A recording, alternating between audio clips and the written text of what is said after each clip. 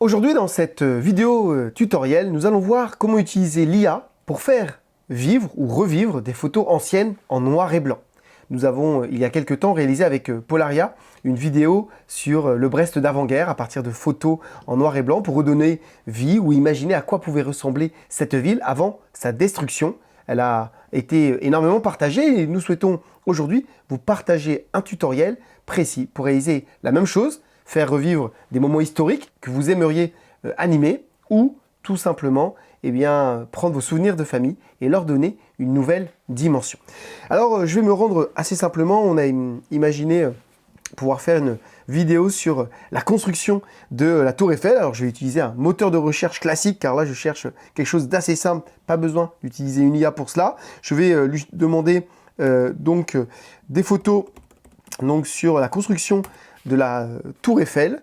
Je vais utiliser ici le premier site, ce site qui s'appelle Un jour de plus à Paris. Il y a une série de photos qui sont proposées. Bon, comme on est sur des photos d'époque, on est a priori sur des photos en tout cas libres de droit et je vais venir récupérer une à une chacune des photos. Donc faire assez simple, bien entendu, tout ce que j'utilise, il existe des dimensions de droit d'auteur. En l'occurrence, quand j'utilise a priori des photos anciennes, je n'ai plus, en tout cas, cette problématique. Donc, je viens récupérer l'ensemble des photos que je vais vouloir animer et placer à la fin dans un montage, en tout cas, final.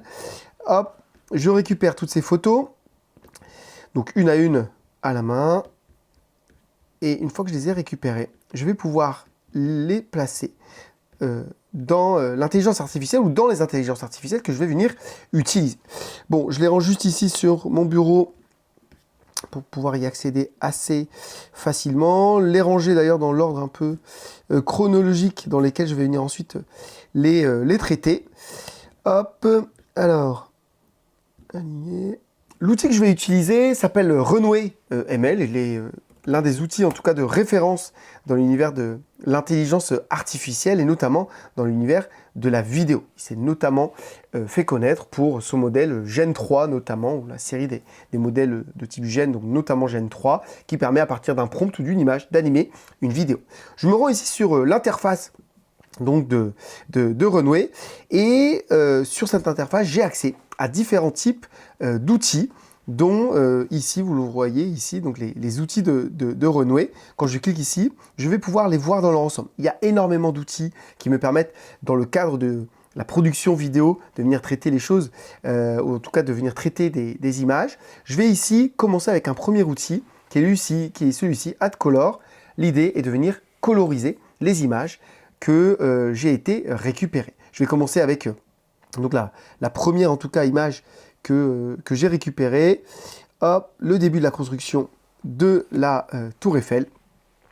Donc je récupère cette photo-là. Le process que je vais faire passer sur l'ensemble de mes photos va consister en la même chose. Donc je vais me concentrer ici sur une première. Ici, assez simple, je récupère cette photo, pour l'instant qui reste en l'état, et je viens y associer une colorisation, donc par intelligence artificielle.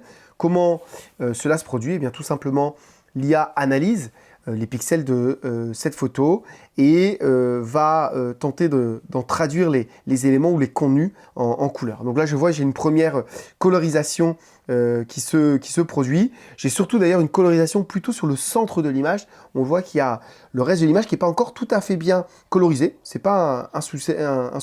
Ce que je vais faire, c'est que je vais venir retélécharger cette image et revenir ici après en arrière, toujours dans mon outil, et je vais venir cette fois-ci réinsérer dans mon process l'image que j'ai colorisée pour de nouveau refaire passer le filtre pour vraiment aboutir au niveau en tout cas de colorisation souhaité. Donc de nouveau, je viens coloriser l'image et en général, entre 2 et 3 passages, me permet de considérer que je suis arrivé quasiment au niveau optimum de colorisation. Là, en l'occurrence, ça y est, j'ai eu une amélioration. Ce que je vais faire, c'est que je vais repasser de nouveau une fois le filtre de colorisation pour me permettre d'avoir cette fois-ci vraiment en tout cas la version optimum en termes de colorisation et d'avoir donc cette image noir et blanc qui est colorisée de manière dite, ben voilà, en tout cas plausible, c'est-à-dire qu'effectivement, l'IA a identifié des panneaux, et ben, il a imaginé quelle était la couleur associée, il a imaginé des bâtiments, des personnes qui se déplaçaient, et de la végétation, il a associé plutôt du vert, par apprentissage sur d'autres photos. Bon, j'ai ma photo en tout cas en l'état, je la retélécharge, et cette fois-ci, j'ai ma photo finale. Donc je viens la récupérer donc, dans sa version colorisée, ici, hop, donc je la récupère et je me rends cette fois-ci sur un nouvel outil sur Runway. Donc il n'est pas lié cette fois-ci à la colorisation, mais à l'upscaling qui va me permettre d'améliorer la qualité de l'image. En gros, ajouter des pixels à la photo pour en améliorer la résolution, la définition. Là encore, l'IA agit, en tout cas réagit ou construit de manière plausible, c'est-à-dire qu'elle va rajouter, au regard des pixels existants sur la photo, d'autres pixels qui vont venir améliorer la définition en imaginant ce qui est de l'ordre du plausible. Donc là, toujours de la même manière, à partir de l'apprentissage qu'elle a pu avoir sur d'autres photos. Donc là, je le passe en général ce filtre-là une seule fois. Il vient ajouter des éléments et vous le voyez, mon image s'est améliorée. De nouveau, je viens récupérer cette photo. Donc, j'ai maintenant une image qui, non seulement par rapport à la photo initiale, a été colorisée, donc à travers 3 filtres de colorisation par IA, mais également qui on a été du coup amélioré en termes de pixels. Et sur cette base-là, je vais du coup pouvoir cette fois-ci chercher à produire une animation du coup vidéo. Là, j'utilise le moteur classique, je me rends sur Runway, je vais venir chercher l'image que j'ai à la fois colorisée et upscalée. Donc cette image arrive et je vais pouvoir lui demander de réaliser en tout cas une animation de cette vidéo. Alors ici, il va me demander de cropper d'ailleurs la vidéo. Je vais d'ailleurs plutôt la placer sur le bas parce que je trouve que la colorisation du ciel fonctionne un peu moins bien et je vois que ma photo a plutôt été mieux colorisée et mieux améliorée dans sa définition plutôt sur le bas de l'image. Donc je vais sélectionner plutôt cette partie-là. Donc j'applique du coup cette sélection de la partie de l'image sur laquelle je vais me concentrer, qui correspond au format de la vidéo qui va ressortir. Et sur cette base-là, je lui donne une indication assez simple. Là, je vais lui demander de me faire un zoom in, donc voilà, un zoom dans l'image, en même temps qu'il va animer les éléments de cette même image. Je lui demande de venir générer. Il va générer une séquence de 10 secondes.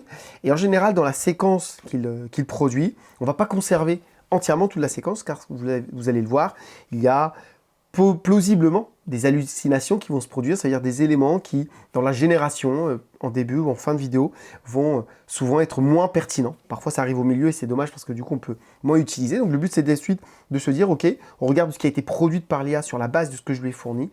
Quelle est la séquence vidéo qui m'intéresse le plus? Et je vais venir récupérer cette séquence-là. Donc, je laisse se charger. Le traitement se fait en parallèle. Alors, bien entendu, produire une séquence vidéo qui est une succession d'images, c'est plus lourd d'un point de vue en tout cas informatique et IA que juste traiter un ensemble de pixels sur une image. Donc ça prend un temps de traitement qui est un peu plus long. Tac. Alors voici le résultat. Voilà, la vidéo s'est chargée. Et donc si je bascule en plein écran, on a une séquence vidéo où à la fois la version du zoom in est donnée et vous voyez les personnes se déplacer sur la photo. Alors ce qui est intéressant, c'est que l'IA a également considéré qu'il fallait compléter la tour Eiffel par elle-même, parce que sur la vidéo initiale que je lui ai donnée, il n'y avait pas toute la tour Eiffel telle qu'il l'a fait apparaître, donc il a rajouté des éléments. Mais voilà, vous avez en tout cas un mouvement de foule globalement, et donc vous redonnez vie potentiellement à cette photo. On va produire et procéder ainsi sur plusieurs autres photos pour créer une séquence complète de la construction de la tour Eiffel à cette époque-là, et donc vécue en vidéo. Et on va ensuite monter l'ensemble de ces éléments dans une vidéo finale qui nous donne le résultat que vous allez voir maintenant.